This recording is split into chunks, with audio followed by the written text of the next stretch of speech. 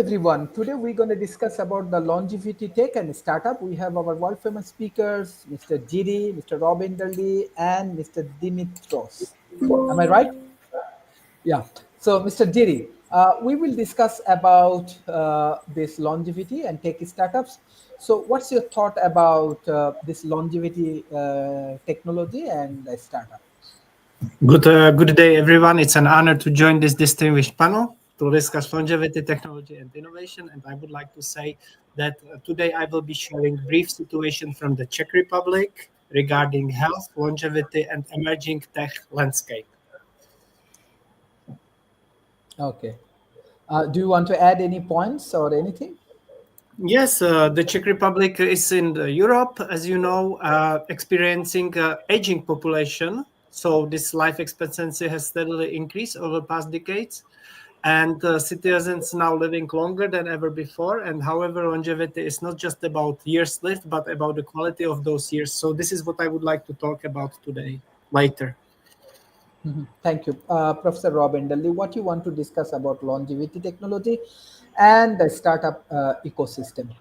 Sure, it's actually pretty rich. It breaks down into a number of areas. Senolytics. These are specific drugs that are targeting cells that are not dividing but dead and instead they're sending inflammatory signals. The little companies that are starting up to cover senolytics are Unity Biotechnology and Rubedo Life Sciences, and they're focused in that area. Another area is epigenetic programming. This looks at resetting the biological age of people. It's based on the work of Nobel laureate Shinya Yamanaka, who a while back discovered that cells could be reset. The companies that are focused on this, and be reset without turning them cancerous, which can be a problem. Are Altos Labs, Turn Biotechnologies, and New Limit are three small companies that are focused on epigenetic reprogramming. Gene and protein therapies that looks at doing delivering genes that can combat aging. Repair Biotechnologies is the small company that's working in that particular area, and then using artificial intelligence for drug discovery. In silico medicine is the leading example of that, and they're in phase 2 clinical trials at the moment, focused on that area. Be aware that metformin and rapamycin have also been found to function in ways that can reduce aging and return people to a younger time. And there are a number of drug companies that are focused on this using artificial intelligence and other technologies. So that's it for an opening. But it's a lot of activity here with those small companies and extending human life. Thank you. Professor Dimitras, what you want to discuss about longevity research and the startup? Thank you for being here. It's my pleasure to be here with you and discuss several issues about actually the impact of artificial intelligence in the longevity research. I'm from Greece, and also I'm professor in Athens, and also in Tirana in Epocha University in computer science and artificial intelligence. My special work is about AI, recent work, AI in cell treatment. Longevity has many aspects, as the previous speakers told, but AI is mostly about biomarkers, let's say discovery, genetic programming, yes, big data analysis, and finding new patterns that are important for longevity. Also, apart from analysis of biological data, we have special treatment, personalized treatment. As you understand, okay, we are aging. In Greece, for instance, is an aged country. more than 40%. They are around 55, 50, 55 and more. So you understand that we are aging in all Europe. What is needed here, it's not only, of course, regeneration and genetic programming, but we need special treatment, specialized treatment. We may need transplantations. We need a lot of things in coming from health, let's say, industry.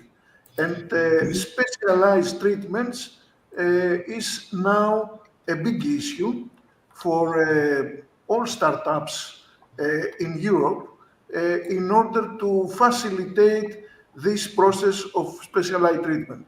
I use AI for cell treatment, cell detection toxicity levels. This can be done very effectively. And based on this, we can have cell therapy in personalized level. So AI, according to my view, may have a big impact in longevity research, although we are now in the beginning. You understand that we are in the beginning.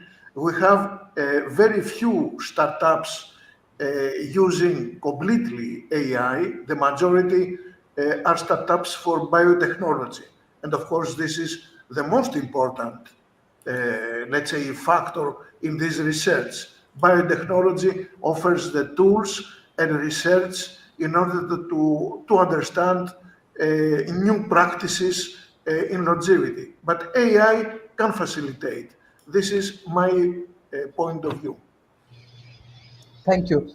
Professor David Smith, what you want to discuss about longevity research and the startup industry? Dr. Shreve, thank you so much for having me be part of this. You know, longevity research, well, longevity and regenerative healthcare all go hand in hand. And you may have to begin to look at them from that type of approach as well. Because longevity is made up of many different elements. You know, it's our environmental, it's what we eat, it's what we do, and the other things around us as well. You know, so if I begin to look at the longevity science, you know, at the population of the world about 60 is approaching 2 billion right now, and you see those prices. We see, as the prior speaker mentioned, you know, we're seeing biomarkers beginning to understand, which are really highlighted by what we can do with artificial intelligence. We see ways that our digital twins, our simulation programs are beginning to work, and we can now simulate cell technologies to identify and begin to see how we can modify them to interact and slow down or reverse even the aging mechanisms. We're seeing quite a few therapeutic advances right now with anti-aging trials. We're seeing drugs which are targeting age-associated genes. And one of them that's really interesting that I see in some of the work that is done here is there is some gene therapy that is targeting pulmonary fibrosis, which is one of the things that affects a lot of people who are aging. But, you know, if you look at the startup and innovation ecosystem, Dr. Shreve, like you were talking about, they're beginning to target many different areas of this. They're targeting supplements, diagnostics, preventive health services, devices that can be part of this process, therapies, different ways to do diagnostics. And so there's many opportunities in the startup area. And particularly if you begin to look at the startup ecosystem, not just vertically, but horizontally as well. And we're seeing a lot of that. We're also seeing, as mentioned, a lot of work in the AI and machine learning and area, and particularly with the image recognition of being able to jump in and do more advanced diagnostics. And we're beginning to see the early stages of work in vitro, like gene editing and others beginning to make an impact. Finally, on this one, what we're really seeing is that when you look at longevity and extending particularly healthy lifespans, it really has considerable microeconomics impacts. It will be shifting workforce dynamics. It will be looking at our healthcare system and its cost. It even is going to look at how it will change our social security systems and how that impacts that. And it will change some of our family dynamics as we see a population where their life times extended. I hope and I believe that during my lifetime, we will see our age expectancy probably go up at least 50 years, I believe. So, Dr. Sharif, I think that's my initial answer for you. Thank you. Mr. Shujit, what you want to discuss about longevity tech and startup ecosystem? Longevity involves various aspects, especially like biological aspects, lifestyles, genetic, and various environmental factors.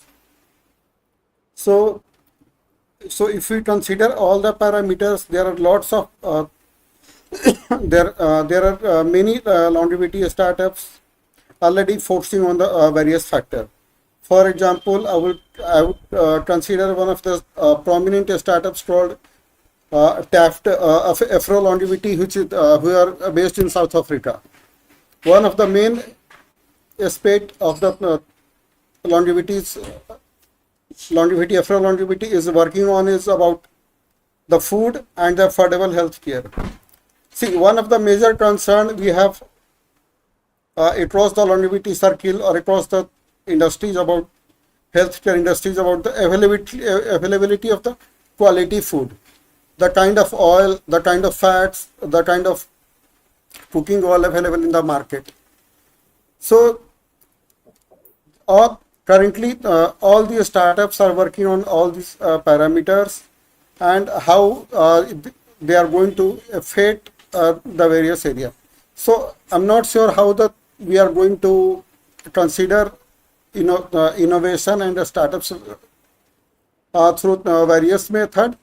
But what I consider is like longevity we should not consider only from the genetic or technology, like a very high-end or cutting-edge aspect, but one of the basic area we can have about the availability of nutritious food. See, one of the problem we have especially if I consider the Indian market, now a lot of the doctors and nutrition specialists are actually getting the idea that majority of the food we have available in the market, it lacks the real nutrition. So currently, what we find on the found on the level, those are not the correct parameters. We need to we need to find various parameters about the food, about the nutritional density of the meats, plant foods, and how each of the component going to affect our healthcare.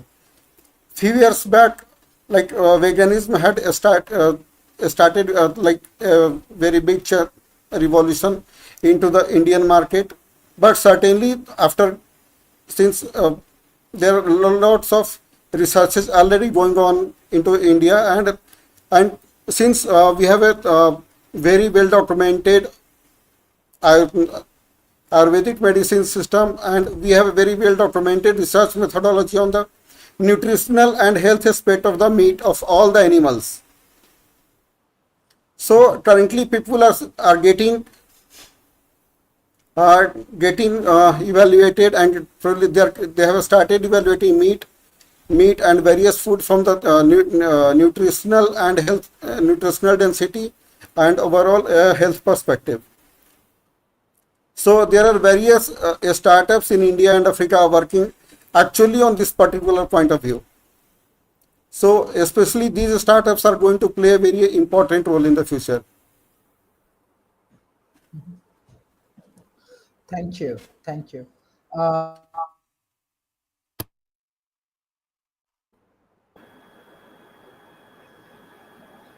Mr. Giri, my next question for you, like about the market opportunities. What's your thought? How can longevity startups move beyond niche wellness product to build scalable solution that integrated healthcare, biotech, and consumer tech?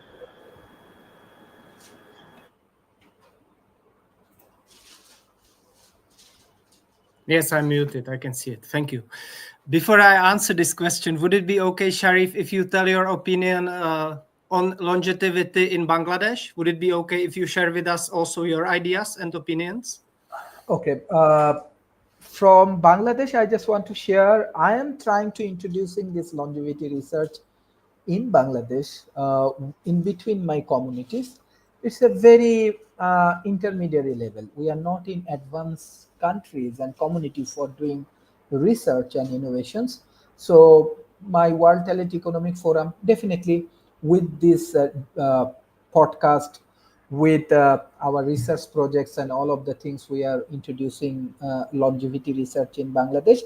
Good point. Recently, Bangladesh government, especially Education Ministry, they select World Talent Economic Forum for UNESCO award for global citizen educations. What we are go for regular discussions with modern science, engineering, and technologies. Bangladesh government thinks that is the advanced educations Bangladesh should adapt, and that's why Bangladesh Education Ministries and our Chief Advisor Office, they select our World Talent Economy Forum. Definitely, it's not my credit. This credit goes to all of our speakers, those who regularly join, and they nominate for global citizen educations because this is the futuristic education. So I want to give you thanks for your contribution last 5 years. Thank you. Thank you very much for sharing. I will now answer the question which you put down under this video also. And my answer is this.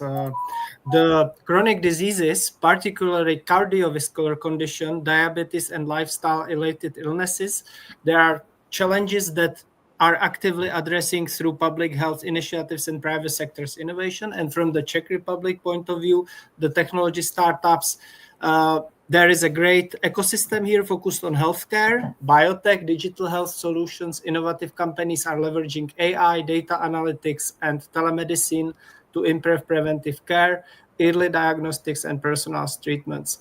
There is also growing collaboration between research institutions, universities, and startups that translate scientific discoveries into panel health discussions. I will put a couple of names which are important in this field, which I would like to mention. I would like to read them now, and I will put them also into the chat. These are, for example, Petr Šrámek, visionary entrepreneur in Longevity Clinic. Then is Vladimír Černý. He is a professor in the medical. Eva Holmerová, she is a genetology and long care lead in the center in longevity. And Professor Hoček, he is also a chemist specializing in nucleosides and nucleotides. And I will put these names to the chat afterwards, and I would like to give space to the next speaker. Thank you, Mr. Giri.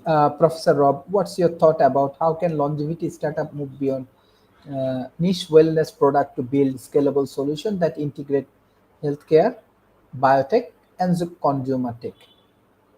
Well, so the nature of small companies is they're limited in scope. So when you start talking about complex problems, as the question suggests, you need a much more complex structure. And so if you want small companies to address large problems, then you do so through partnerships, you do so through alliances, you do so through consortiums.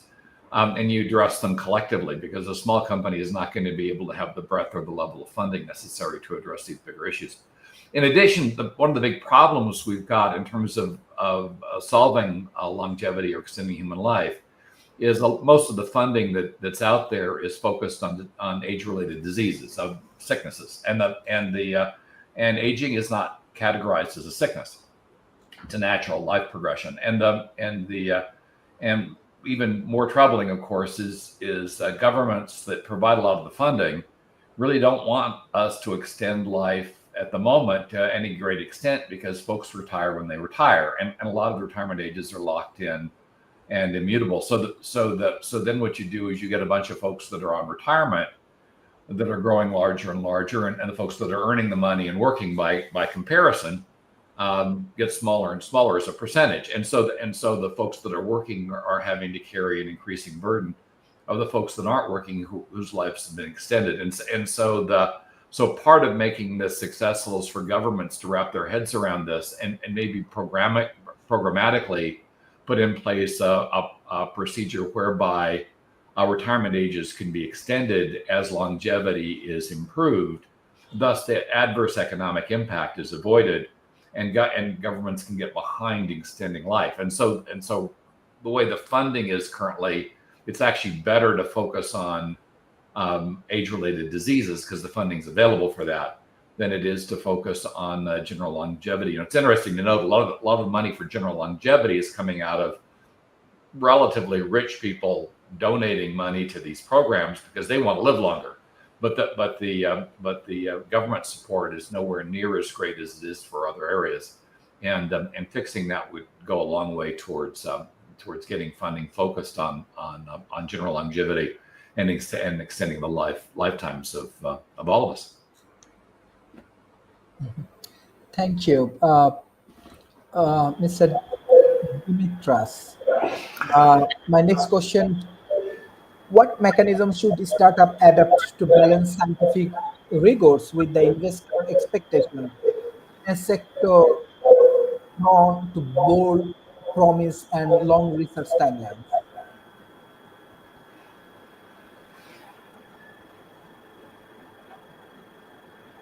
May I say it's my turn? Yes. Yeah, I want to add something. It's longevity is not only, of course, new drug discovery, biotechnology, or personalized training and treatments. It's something more. For instance, we see that wellness and mental health, good mental health, is very important for longevity. And you understand that a prominent area is how to assure mental health in a very complex world like us, like our world. You understand that it's not only to be rich or to have money, and it's not only this.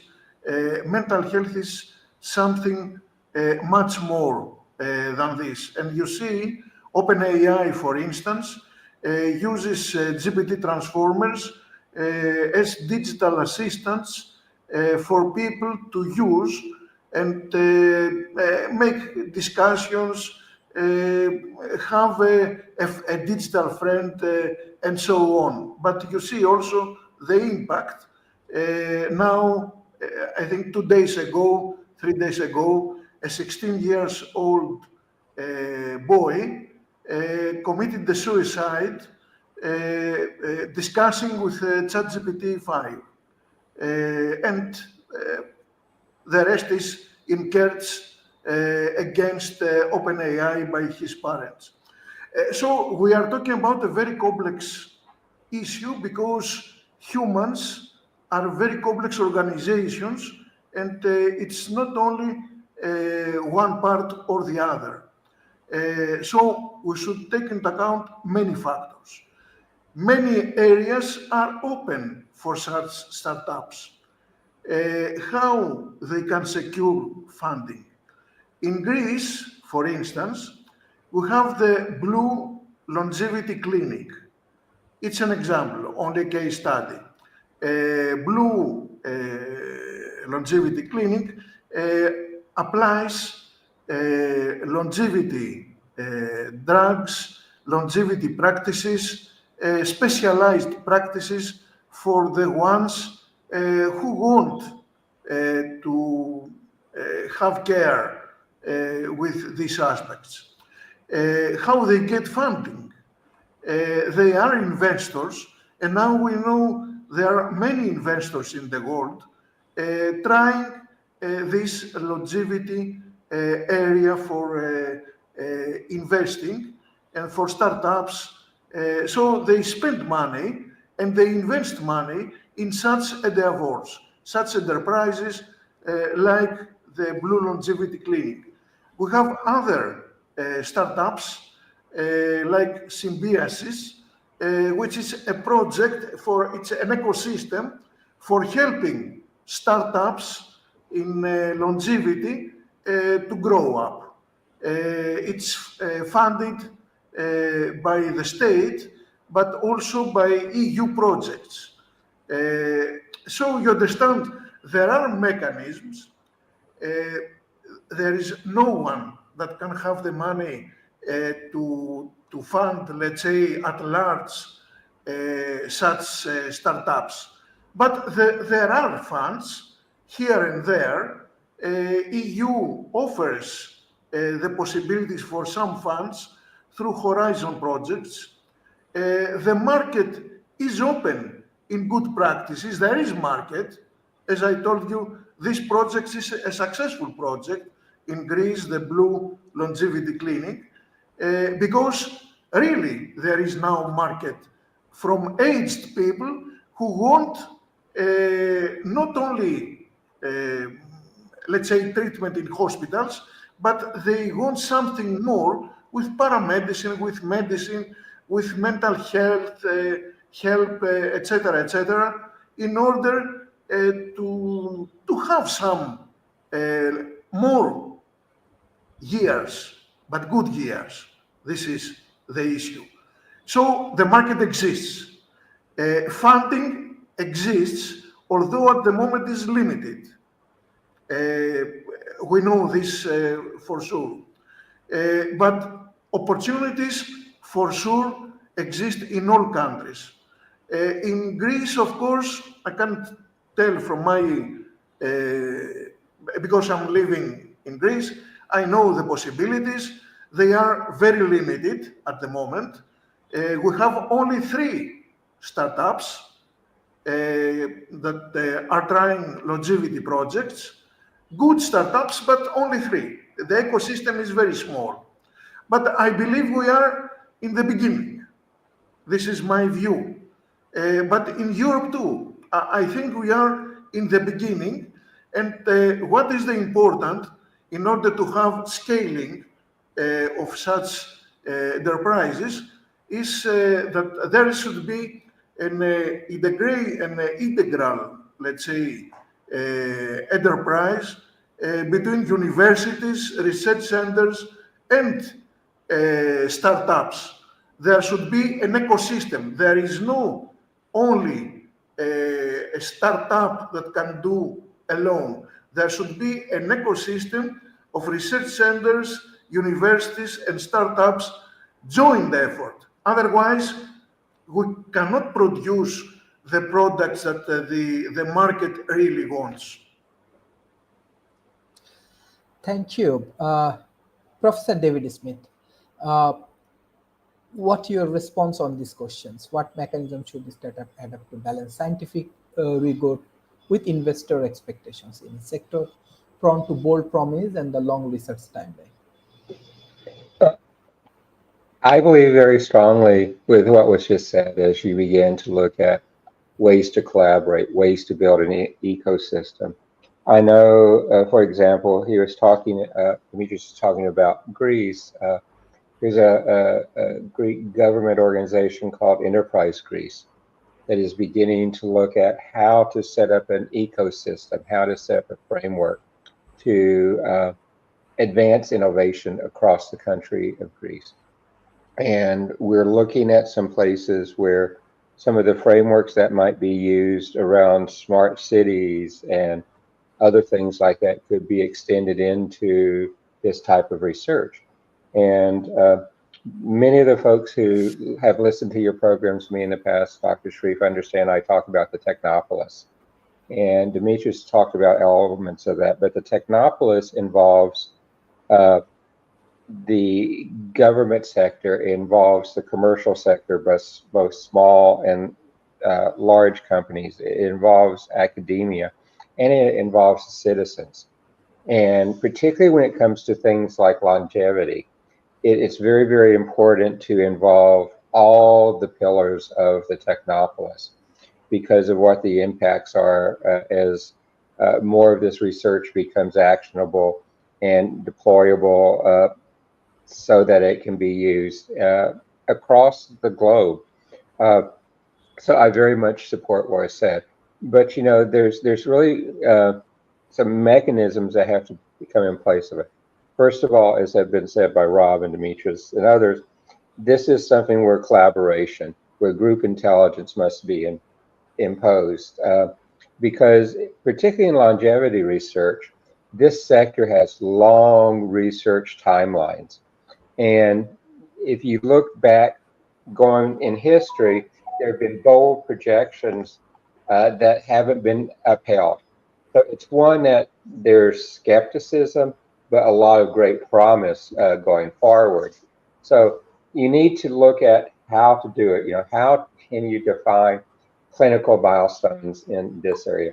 We know that we have clinical milestones in devices. We know we have clinical milestones in pharmaceutical and others. But how can we begin to put milestones in place in longevity research? And how can we really understand how you progress through those milestones here?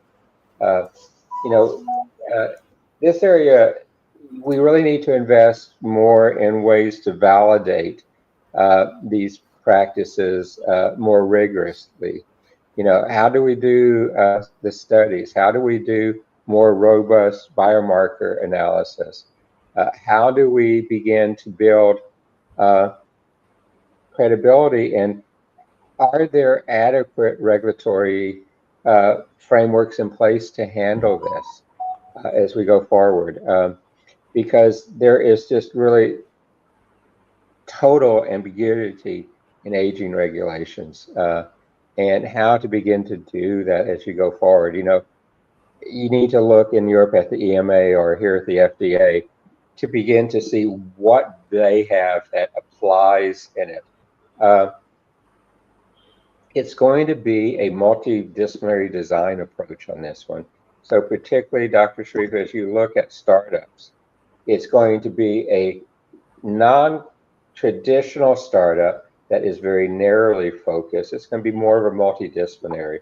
You know, as said by other speakers, it's going to involve a lot of digital assets, a lot of different types of machine learning, a lot of different types of using things like digital twins and others to be successful going forward. And, you know, it's going to make you have there has to be work on developing an appropriate business model for this. Because the business model in this one's very interesting because, as Rob said earlier, aging is not a disease. And typically a lot of the business models you see in this type of, I'm going to use healthcare broadly, because this is more than healthcare, are aimed at solving things, helping you recover, where longevity is slightly different. It really requires the application of a new business model. And how do you begin to work with that? It's like the challenges we're seeing, like particularly in the United States, where there's no reward for keeping you healthy. They're only rewarded when you're sick. And that kind of fits into this model as well. Last thing to answer your question on this one, Dr. Sharif, I think one of the challenges we're going to have is there really is a lack of a regulatory framework. And again, with this type of science, this type of research, these become global issues, and we need to think about what is an appropriate framework for longevity and how longevity impacts not just the individual, but all of society.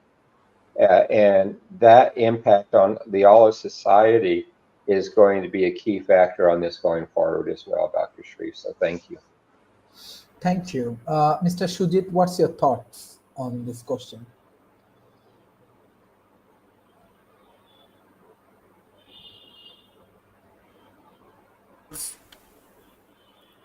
Majority of startups, they are just, especially into the longevity area, they are just starting always new research, and they are just focused on the allopathy or the modern medicine.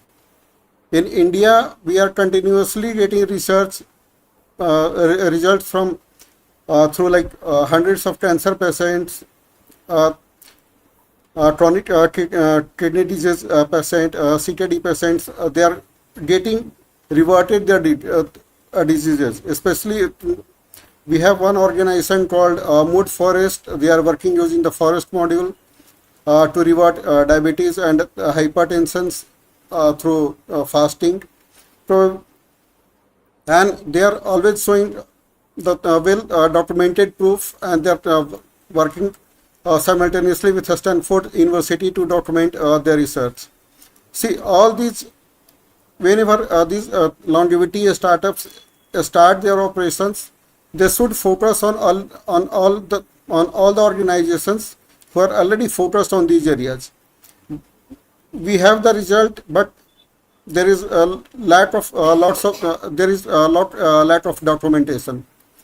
Probably all these startups should create one of the teams simultaneously to focus on the results from where currently we are getting. Like, we know there are lots of people who are already on dialysis, and they got reverted through use of naturopathy or some other method, and they still survived for more than 30 years without going through dialysis. There are people who survived cancer without going through chemo or without going through any kind of medicine, and they have survived through 30-40 years. We have all those results, but they are not getting documented anywhere. All the Since when these startups are started working on, they should start collaborating with these institutes, bring them under their umbrella through some kind of partnership, or they integrate their own research with them and put it forward to the investors. I know there are lots of organizations, like one of the organizations in India, they have successfully worked on curing chronic pancreatitis, and they have developed a very affordable protocol. But to develop this protocol, they went through lots of financial issues to import and to standardize the drugs and through the various areas. And as of now, they are one of the they are one of the only research institutes in India who are successfully working on reverting the chronic pancreatitis, and that through very affordable costing. I'm not sure how many longevity startups are aware about these kind of traditional. I can't say that they are traditional approaches. They were actually traditional approaches with using the modern technology and all the modern parameters. So, whenever any new longevity startup approach investors, they should not start focusing on the single-minded that they have to approach the latest technology only. We should start documenting all these processes, and wherever we are getting the valid informations, proven knowledge, bring it to them, and then move it to the investors.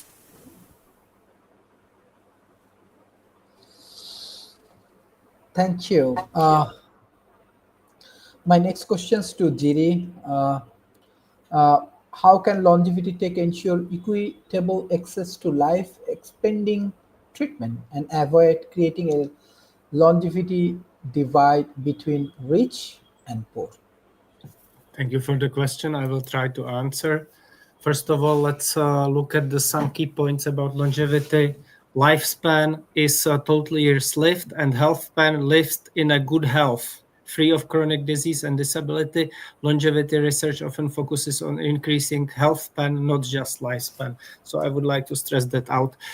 Some factors affecting longevity are genetics, inherited traits that influence aging and disease risk, lifestyle, diet, exercise, sleep, stress management, and social connections. This is important, the last one. Environment, clean air, water, access to healthcare, medical and technological advances, preventing medicine, regenerative therapies, and precision medicine, and longevity science and industry. This is my last point to discuss today, and this is researchers study aging mechanism at molecular and cellular levels. Startups and companies develop technologies to slow aging, prevent age-related diseases, and improve quality of life. I know I didn't answer the difference between poor and rich. This is a very difficult moral question, and I don't know how to answer this question. I'm sorry. So I will give space to others. Thank you. Mr. Rob, what's your thoughts about these questions? How can longevity tech ensure equitable access to a life extending treatments and avoid creating a longevity divide between rich and poor? Well, that's what we have right now. The millionaires in the world, folks like Larry Ellison, are funding massive studies to extend their own lives, and clearly that's a resource that even the middle class can't afford. The research is expensive, and one of the big problems with longevity research is the fact that we're having a great deal of trouble moving a lot of the trials out of animal research into human and making them available for humans. So a lot of the trials are still somewhat stalled in animal research and have not moved to human testing. And recognize that human testing, when you're talking about longevity research, could go on for decades. I mean, you're measuring really the long-term impacts of something far beyond what you would typically get with research on a drug. So the very nature of the research, human research, makes it extremely hard to execute against, and makes revenue hard to achieve, because it's only at the end of this process that you have a product that is sellable. And so often and that's I think another one of the reasons why much of the focus is on age-related diseases as opposed to longevity itself, is because age-related diseases has a much shorter path to revenue than longevity. So the only way that I can see that you can overcome that big disparity between funding and access is to legislate it. It becomes a government focus to assure equal access to everyone. I think the likelihood of that is slim or none, but it's the only way I can see to avoid this underlying problem. Longevity research, true longevity research, is very expensive, takes place over a very long period of time, and currently some of the most advanced stuff, at least that's being applied, is happening to the very richest of us, and that's only because they can afford to break the rules. They can afford to fund at levels that individuals cannot, and procedures that can cost millions of dollars are relatively inexpensive to them. So the end result is the very nature of this particular problem tends to push the solutions towards the wealthiest of our citizens, and governments just aren't really motivated to change that underlying dynamic. But if you wanted to change it, that's undoubtedly where the change would have to occur. It would have to be a government, because industry isn't going to do this, because it's counter economic. The money is clearly where the richest people are, and so if you want to do something that's counter economic, the only way I know of to do that is using some type of a government mechanism to handle that. Mm-hmm. Thank you. My next questions to Mr. What regulatory framework are most needed to accelerate safe testing and deployment of longevity technologies without stifling innovations? Yeah, this is also an important and difficult question. Actually, as you understand, for instance, we had the pandemic. Let's discuss this. In the pandemic, we discovered several companies, some kind of vaccines. So the vaccination was all over the world. All people used with several complications, etc., that we already know. This was a global action related to longevity, of course, because if we left the pandemic, the coronavirus, to spread, then it would be a disaster. And governments took action in this. But without previous testing, you know very well, and you know very well that even now there are some implications, side effects of the vaccines. In small percentage, yes, but there are implications. So it was a crisis. And this means we allowed many things to happen. But there should be a regulatory framework. Actually, in non-crisis periods, there is certain protocols to evaluate the drugs, to evaluate the vaccines, to evaluate therapies, treatments, whatever. But in crisis periods, I think this is very difficult. In general, I believe that we should have certain protocols for all kinds of therapies, treatments, and all kinds of longevity, let's say, longevity kind of treatments, longevity kind of drugs, application, etc. There should be regulatory frameworks. This means we should have, of course, protocols with stratified sampling, good statistics for at least a certain period, not for 50 years, but for certain periods, according to the best practices that we had in the past. We know very well, doctors know very well, how to, let's say, try to apply new drugs, new therapies, new treatments. They know the constraints. We all know that we need data and side effects. In a long time, if we spread this to lots of populations, like we had in the vaccine case, we gain time. Now we know, because the vaccines were applied in, let's say, 6 billion people, we know the side effects. If we didn't apply to 6 billion people because of the crisis, then we would lose time. We would need, let's say, 20 years in order to decide about safety. So there is a compensation, and the compensation is between safety and the regulatory protocols, and in what kind, which extent all these therapies are applied. You understand, however, that the longevity treatments are not like vaccines. We cannot apply such technologies in billions of people, because aged people are not, they are many millions. And who are the willing to do such experiments? There are many issues. So this is an open problem.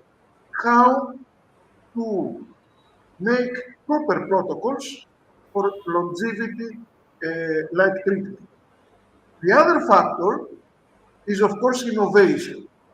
If you put too strict regulations, you lose in innovation because no one can have the risk if there are too many legal constraints to make research on this. You understand very well. This is also an issue for AI. For AI, we have regulatory framework. Yes. In Europe, they are too strict. And you see the problem. In Europe, you don't have innovation in AI. It's only in USA and in China, Asia in general. Why? Because in USA and in Asia, the framework is only a general ethical framework without many legal restrictions and penalties. In Europe, we have this strategy, legalize everything and constrain everything, and the result is lack of innovation. The same will happen with longevity when this research is extended. So this is an open discussion. It's a difficult discussion.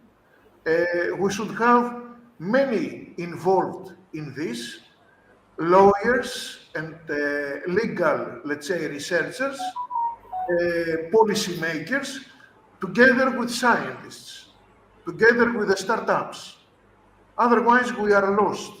If we leave governments to decide their own, we are lost completely. This also was happening during the pandemic. The governments decided for everything, and the community was not very well engaged in this. Governments selected some top doctors, let's say, to decide for everything with no discussion. This should not be repeated. Now we need engagement of the society, the citizen society, all scientists, relevant legal authorities, authorities in general, but forming fora and groups that might be also international. This is an international issue. It's not only a country issue, each country to decide its own. Thank you for your attention. Thank you. Professor David Smith, my next question for you, what new funding structure, example, venture studios, patient capital, DAO-based funding, best fit for longevity research and development cycle for this longevity startup? Dr. Sharif, great question, because this is one where some of the traditional funding structures are inadequate. But let me just say one thing before I jump onto this. A lot of the discussion today has been looked at the therapeutical sides, the intervention side, as we look at in the pure science of the clinical processes. But as you look at longevity, it goes beyond that. You know, I believe one of the things that's going to help enhance our longevity going forward is, for example, the application of robots, domestic robots, of mechanical enhancements to help us extend some of the physical impacts of longevity. You know, exoskeletons to help us lift things and do more like that. The advent of autonomous vehicles. You know, one of the things I personally believe that impact aging individuals is their slowing reaction time, and they lose the ability to drive and go places. So these other technologies are going to be able to combine with the therapeutic type of discussions we've had, which will help advance that as well. But coming back to your explicit question here, because the startups in this area and companies face fairly long R&D cycles, they face pretty complex innovation landscapes, complex regulatory environments. The funding structure has to evolve in a way that provides patient capital, that fosters collaborative systems, joint public-private partnerships, other ways to work to align this type of funding, this type of incentives with long-term goals in this area. So as we go through there, so yes, we need to look at ways where investors will begin to accept the patient capital, delayed returns with tolerance for risk, and long-term timelines. So you'll see specialized public equities, specialized venture funds, family offices where this is very important, and philosophical foundations that are focused on breakthrough rather than short-term profits.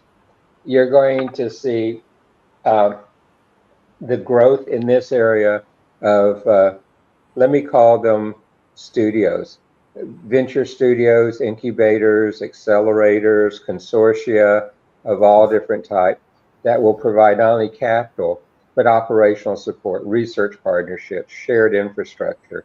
And this type of a collaborative approach is going to be very important. When I was an executive at the MCC Consortia and at the Cemitec Consortia, these were some of the key things that allowed us to focus on how to change industries. And it's going to be the same type of thing as we look at longevity, because it is a grand challenge, just like some of the challenges we were facing in those total industries. You're going to see some others begin to get there, particularly in the area of public-private partnerships and of something called a decentralized autonomous organization. What DAOs, what decentralized autonomous organizations do, they enable community-driven investment. They provide more transparency. And what they try to do, and this is probably necessary in longevity, is they connect a diverse group of stakeholders, including scientists, investors, the patients, the community, and they allow, and government, and they allow a more agile, mission-aligned funding decision. You begin to look at, I looked at some statistics, and back in 2024, there was about 8.5 billion in longevity research being funded. There's money there, it needs to structure, but it's going to really happen as you begin to look at how do you leverage these type of approaches. And you're going to need to leverage many of them. I personally believe you're going to see several consortia evolve over the next few years based on this as we begin to see some key milestones being met, because the human body is a complex system of systems, and most of the research of longevity is focusing on parts of it and pieces of it. And to really be successful long-term, you really have to look broader at the entire system. So thank you so very much. Thank you. Mr. Sujit, what's your closing remarks for today's session?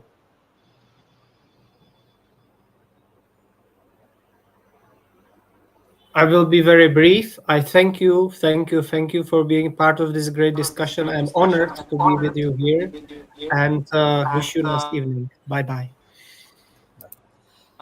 Mr. Sujit, what's your closing remarks for today? Yep. I would say that time has come that investors should come out with a proven incubation strategy for the longevity startups. This is one of the area. It is not probably it is not at well defined, like how the investors are going to work, and probably how, where most of the startups are almost not aware how to approach what kind of investor agencies. Thank you. Professor Dimitris, what's your closing remarks for today? Yeah, thank you again for this invitation. It was my pleasure to be here. I want to say that we are in the beginning of longevity research at large now, because actually, as a man of 1960, this was my year of birth, At that period, until 2000, we didn't speak about longevity. Now, and especially after 2010, we are talking at large about longevity. So longevity research is now critical, becomes critical, and will be applied at large. This means we should find the frameworks, we should establish stable channels for products, for the market, for communicating the results. Yes, I agree, there is lack of documentation. We are doing things very fast. We should not do things very, very fast. The market can wait a bit. Let's experiment and have clinical trials first. Let's do proven research. For me, this is a must in every kind of research. We should be sure. We should not have side effects. At least we should try. At least we should try. This is my view. Thank you very much. Thank you, Professor David Smith. What's your closing remarks? Well, Dr. Sharif, as I said, this is a complex but necessary thing. We're seeing it happen with disjointed research, with other things coming forward. It's a place where collaboration and everything needs to happen and going forward. So, Dr. Sharif, great area for the type of public-private partnerships, consortia and others, and really thank you for letting me be on the program today.